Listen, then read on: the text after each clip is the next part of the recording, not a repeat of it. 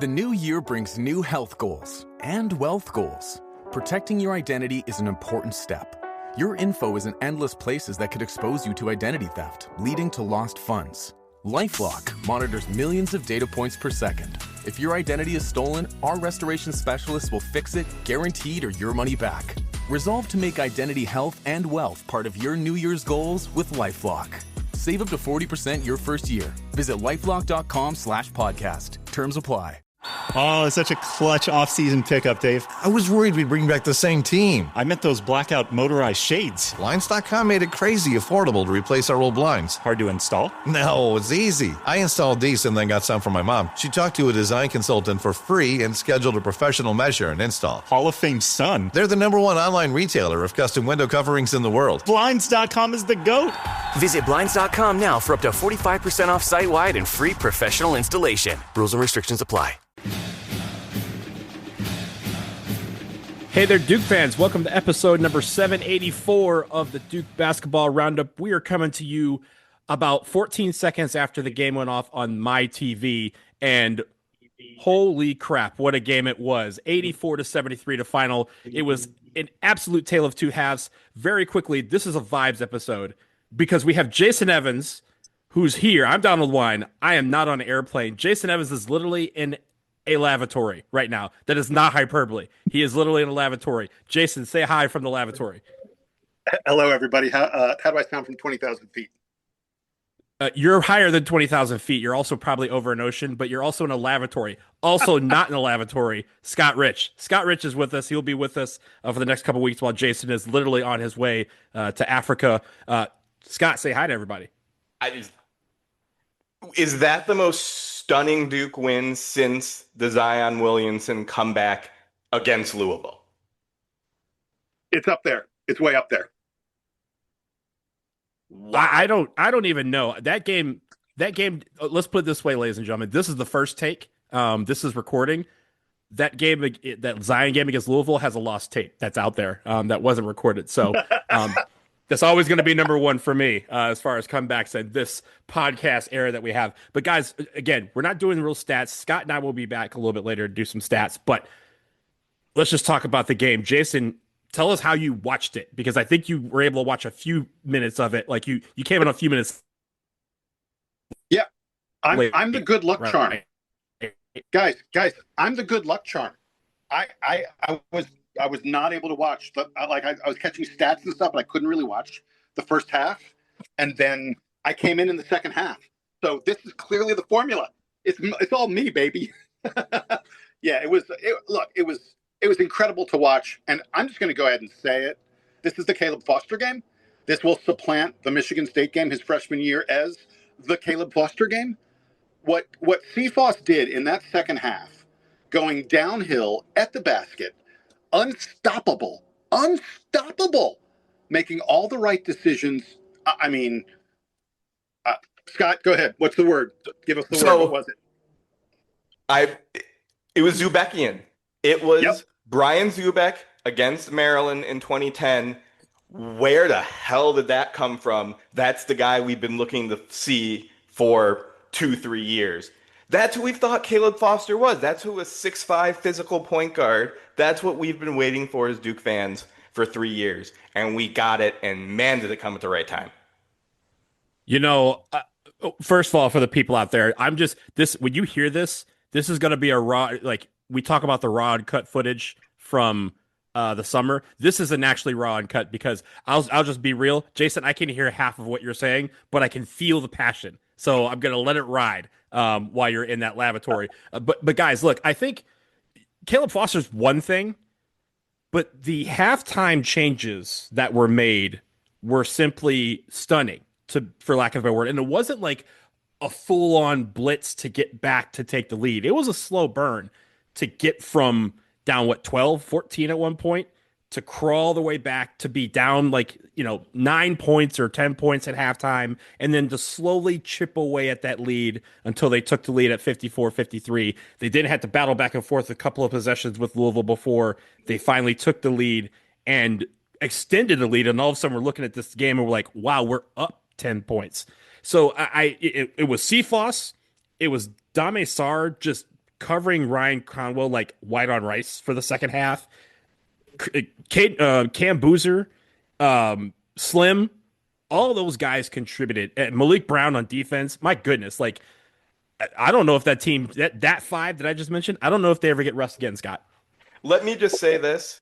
Whatever John Shire said to Dame Sar at halftime, I want to mainline it into my veins every morning for the rest of my life. Because that turnaround from Dame looked confused the entire first half, let's just say it, to being probably the most impact from purely defensive player that we've seen in a while, counting Malik Brown in that second half. John Shire just said, Dame, you take Louisville's best player and you shut him the hell down. And Dame said, okay. And he did. Yeah, I was going to say the story of the half to me is both what Cephas did on offense, but what Dame and to a lesser extent Malik did on defense.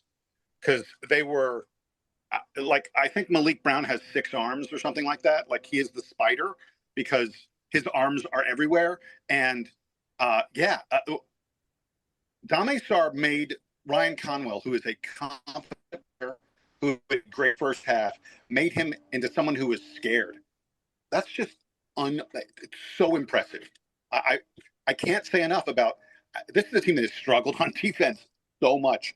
For them to find their defense in the second half and use that as a way of coming back was just a huge leap. And I'm with you, Scott. I don't know what John Shire said to them at halftime, but good Lord, let's bottle it up. Let's inject it into their veins. Let's make sure they never not hear it again because it was potent. The fact that in the first half, Louisville had 47 points, which is the most scored upon Duke in one half, in any half, by an opponent this year, to turn it around and allow only 26 points in the second half while rallying all 46 of our own to storm back. It's a true tale of two halves. The first half, I mean, it was one of the worst Duke performances we have seen in quite a while. Not just this year, but going back to even to last year, very few times where I could say that a team performed as poorly as we did in the first half. And Louisville had a bunch of guys that were hitting their shots. Ali Khalifa could not miss, literally did not miss in the first half. And like, what do you do about that, right? You come out in the second half and you play with the passion that Jay Williams said at halftime we were missing. And these guys almost took it as a personal affront, whatever was said in that locker room. Like, they all took it personally and they took it out on Louisville. And it's one of those things where it's terrific. And then, of course, in the coming days, we're going to talk about we need that intensity. We need that passion. We need that defensive effort every single night because that first half is what can happen when you don't. Jason. Look, I don't have much more. I got no stats in front of me. All I got is vibes. This feels like a special moment for this Duke team. Look, who knows what SMU is going to bring this weekend? Who knows what the rest of the season will bring? But this version of Duke that we saw in the second half with Caleb Foster attacking as hard as he did, that has to send shivers up the spine of the rest of the ACC. Duke is now 2 games clear of Louisville. If you're the rest of the ACC and you start looking up and down the schedule and you're like, okay, let's figure out where are we catching up to Duke? If Cephas is doing this, if Malik Brown and Dame Sar are causing havoc on defense like this, the rest of the ACC starts to look around and go, are we all playing for second? I mean, look, I don't want to go. We went way low after Georgia Tech, Florida State, Texas Tech. Yeah, folks look like that Kirk Jones. I don't want to go too high after this. But let's just say this. As good as this is, as good as the vibes are right now, we were a half away from this being the exact flip of that. We were a half away from being what is wrong with this Duke team, because that's how bad they looked in the first half. Everything that we were afraid of from Georgia Tech, from Florida State, came to fruition in the first half. And we were a half away from us having a disaster of a therapy session podcast. And instead, these kids turned it around and said, F it, we're going home with a win. And I can't remember a turnaround of this magnitude in quite a long time for a Duke basketball team. Yeah, because we haven't had to, right? Like we haven't had to have this sort of stand, right? This line in the sand saying, what are we going to do? Are we men? Or are we not? Like that's kind of what was in the second half. These guys came out and they played like men. A lot of these guys graduated to the next phase of being a Duke player tonight, and it's evident in the second half. 84-73, the final score. We're going to wrap it up here because this was a vibes check. And we're hearing the pilot is making some announcements in the background of Jason. I want to make sure he gets back to his seat before someone gets in trouble, and when he's on the news in Johannesburg tomorrow morning. I heard that boom, which means take your 4 of the Duke basketball roundup. Scott and I will be back to recap everything in full, but enjoy this vibes for us. Enjoy everything. Celebrate this for a couple days because, of course, we got another big one coming up on Saturday against SMU. That will do it. Duke Band, we're out of here. Take Jason to Africa.